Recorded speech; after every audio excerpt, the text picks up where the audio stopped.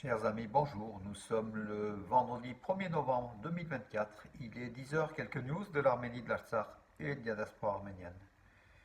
Tout est fait pour que le peuple arménien vive paisiblement et souverainement en Arménie sur un territoire souverain de 29 743 km².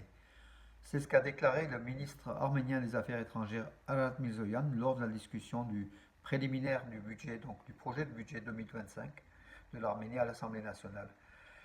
Il a aussi affirmé qu'il y a eu une mauvaise histoire entre l'Arménie et l'Azerbaïdjan. Nous avons un territoire occupé de plus de 200 km², dont nous avons l'intention de résoudre la question dans le cadre d'un processus de démarcation. Donc voilà, l'Arménie va régler son problème par la démarcation frontalière avec l'Azerbaïdjan, son problème frontalier. Et on apprend qu'il y a plus de 200 km. On savait que c'était 150 à 200. Là, le chef de la diplomatie arménienne affirme qu'il y a plus de 200 km² occupés du territoire souverain de l'Arménie occupé par l'Azerbaïdjan. Alors, si Aliyev veut bien se retirer, bien sûr, par politesse, ça serait pas mal pour l'Arménie, mais bon, peut-être c'est l'usage de la force, hein. Donc, l'Azerbaïdjan ne comprend que la force, hein, puisqu'il est dictateur. Ça sera peut-être compliqué enfin bon, que ces troupes azéries qui sont en territoire arménien, surtout dans la région de Tchermouk, hein, donc au sud de l'Arménie, se retirent de façon conventionnelle suite à la démarcation frontalière. Donc il y a de sérieux progrès dans le processus de négociation concernant le traité de paix entre l'Arménie et l'Azerbaïdjan, a affirmé Ceyhun Bayramov, le chef de la diplomatie donc, azérie. Il a affirmé cela devant le responsable anglais de Grande-Bretagne, donc ministre anglais des Affaires étrangères, enfin des questions de l'Europe, hein, voilà. Stéphane Docty. C'est ce qu'a déclaré Ceyhun Bayramov, mais le problème c'est qu'il a aussi dit qu'il reste quand même un point important, donc la constitution de l'Arménie comme le principal obstacle au processus de paix entre l'Arménie et l'Azerbaïdjan. Donc en fait, une fois finalement, ce point est éliminatoire, ça veut dire qu'on n'est pas prêt, on n'est pas prêt de signer la paix avec l'Azerbaïdjan, puisque pour changer la constitution de l'Arménie, il faut beaucoup de temps. Il faut beaucoup de temps. Et puis surtout, il faut aussi la volonté du peuple, ce qui n'est pas le cas.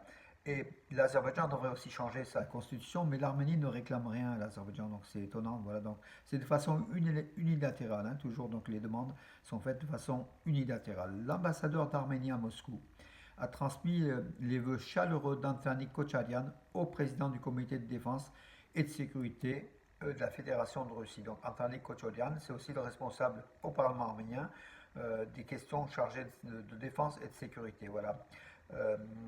Gurken Arsenian, le nouvel ambassadeur d'Arménie à Moscou en Fédération de Russie, a rencontré donc Viktor Bulavin, président de la commission de défense et de sécurité du Conseil de la Fédération de Russie, et puis d'autres personnalités, hein, voilà, donc comme des membres du comité, Krim Kaznokov, voilà, et il a transmis les salutations d'Yerevan d'Anthony Kocharyan, signe que entre Yerevan et Moscou, tout en étant, comment dirais-je, éloigné, ça se resserre un petit peu, donc ça se rapproche un petit peu. Il y a une logique, hein, aussi, il faut dire, en matière de défense, en matière d'économie. L'Arménie est liée, pied et point liés à la Russie.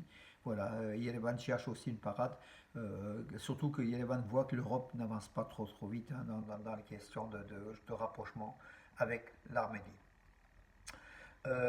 Alors, oui, un établissement d'enseignement unique dans la région, le Collège de technologie créative d'Arménie, est en construction à Palakar, dans la région je crois que c'est Palakar, c'est dans la région de Chilak. Voilà, un établissement pilote exceptionnel, donc de formation de techniciens en Arménie. C'est un genre de lycée technique amélioré, hein. La statue de l'acteur et réalisateur arménien Yervant Manaryan, il était né en 1924, il a disparu en 2020.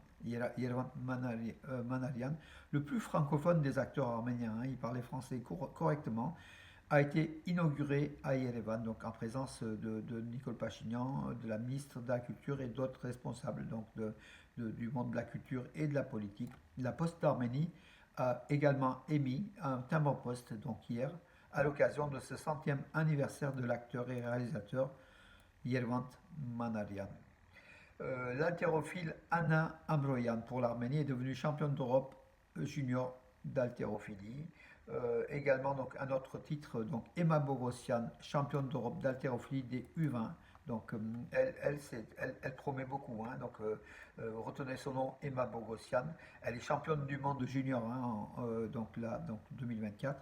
Elle est devenue aussi championne d'Europe dans les 81 kilos, dans les U20. Ça se passait en Pologne, hein. Voilà, donc elle a soulevé un total de 218 kilos. Euh, voilà, donc c'est réellement un phénomène cette haltérophilie, hein. Il faut la suivre de près pour de futures médailles. Tandis que Anna Amroyan, on ne la connaissait pas, ben, elle est devenue aussi championne donc d'Europe des U23 ou U20, des U20, pardon, dans les 76 kilos. Voilà. Elle a soulevé 228 kilos. Bravo, bravo pour justement les femmes, donc les haltérophiles d'Arménie. Elles sont aussi fortes que les hommes. En Arménie, des milices seront remplacées par les forces de défense locales. Donc le gouvernement arménien a décidé de remplacer donc, les milices par des forces de défense locales. Donc voilà, qui dépendront plutôt de l'armée, voilà, que de la police, hein. Voilà, donc c'est aussi important pour l'Arménie. Que dire d'autre, mes amis? Écoutez, on a fait le tour de l'actualité. Je vais quand même regarder s'il n'y a pas une ou deux actualités. Alain et Myriam, donc un ami sur Facebook qui m'envoie donc souvent des informations. Il m'a envoyé un message du Figaro qui affirmait que enfin bon, je vous en reparlerai, donc la COP17 sur la biodiversité l'Arménie a été élue pour organiser la COP17 sur la biodiversité en Arménie face à l'Azerbaïdjan qui a perdu, donc c'est l'Arménie qui a gagné. Je vous en dirai davantage, hein, quand je lirai un peu davantage donc l'article qui m'a été envoyé du Figaro, hein, c'était ce matin. Voilà mes amis pour aujourd'hui. Je vais voir s'il y a encore une ou deux informations pour vous meubler ce 1er novembre qui est logiquement une journée consacrée aux visites des cimetières, hein, pour honorer nos morts. On se souvient toute l'année, mais c'est vrai que le 1er novembre, c'est l'occasion au niveau national, ici en France, au moins d'aller visiter,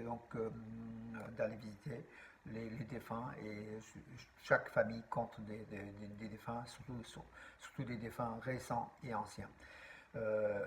Alors, pas de COP29 en Azerbaïdjan sans la libération des otages du Haut-Karabakh.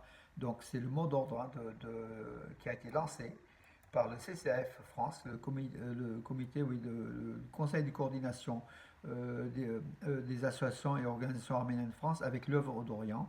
Donc rassemblement le 5 novembre. Le 5 novembre, notez cette date, mes amis, vous qui êtes en région parisienne, à 18h30 sur l'esplanade du Trocadéro. Par vie des droits de l'homme, esplanade du Trocadéro, mardi 5 novembre, de 18h30 à 20h, à l'appel de l'œuvre d'Orient et du CCF pour la libération une manifestation donc, publique pour la libération des 23 otages détenus par l'Azerbaïdjan, illégalement détenus par l'Azerbaïdjan, à l'appel donc de l'œuvre d'Orient et du CCF, donc à Paris, dans le 16e, esplanade du Trocadéro, mardi prochain, 5 novembre. Voilà mes amis pour cela. Je vous souhaite une bonne journée et je vous donne rendez-vous à demain.